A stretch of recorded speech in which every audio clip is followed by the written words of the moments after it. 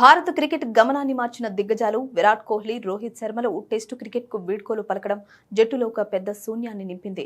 దశాబ్ద కాలంగా భారత బ్యాటింగ్ విభాగాన్ని భుజాన మోసిన ఈ ఇద్దరు లెజెండ్స్ గౌతమ్ గంభీర్ కోచ్గా బాధ్యతలు చేపట్టిన తక్కువ కాలంలోనే రిటైర్మెంట్ ప్రకటించడం క్రీడా వర్గాల్లో పెను సంచలనంగా మారింది.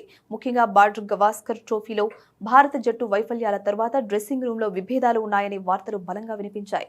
కొత్త కోచ్ గంభీర్ కఠిన వైఖరి వల్లే సీనియర్లు ఈ నిర్ణయం తీసుకున్నారు అనే ఊహాగానాలు అప్పట్లో వెల్లువెత్తాయి.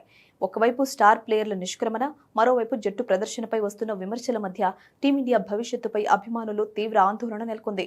ఈ పరివర్తన దశలో యువ ఆటగాళ్లను సమన్వయం చేసుకుంటూ జట్టును సరైన దిశలో నడిపించడం గంభీర్ ముందున్న పెను సవాలుగా మారింది.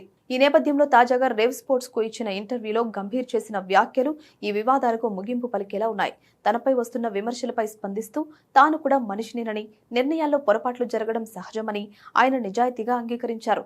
సరైన ఉద్దేశంతో తీసుకున్న నిర్ణయం విఫలమైనా పర్వాలేదు, కానీ చెడు ఉద్దేశంతో తీసుకున్న నిర్ణయం మాత్రం క్షమించరానిది అని గంభీర్ స్పష్టం చేశారు. డ్రెస్సింగ్ రూంలోని ప్రతి ఒక్కరితో, అంటే సపోర్ట్ స్టాఫ్ నుంచి ఆటగాళ్ల వరకు అందరితో తాను పారదర్శకంగా ఉంటున్నానని తెలిపారు. అలాగే జట్టు భవిష్యత్తు వ్యూహాలను వివరిస్తూ సంజు శాంసన్ వంటి ఆటగాళ్లను ప్రోత్సహించడం వెనుక ఉన్న అసలు కారణాన్ని బయటపెట్టారు. కేవలం నిలకడగా ఆడటం కంటే మైదానంలో దూకుడుగా ఉంటూ మ్యాచ్ ఫలితాన్ని మార్చగల విధ్వంసకర ఆటగాళ్లకే తాను ప్రాధాన్యత ఇస్తానని కుండబద్దలు కొట్టారు. తన హయాంలో భారత జట్టు మరింత అగ్రెసివ్ క్రికెట్ ఆడుతుందని, ఆటగాళ్లకు తప్పులు చేసే స్వేచ్ఛను ఇస్తూనే వారిని విజేతలుగా తీర్చిదిద్దుతానని గంభీర్ ఆత్మవిశ్వాసం వ్యక్తం చేశారు.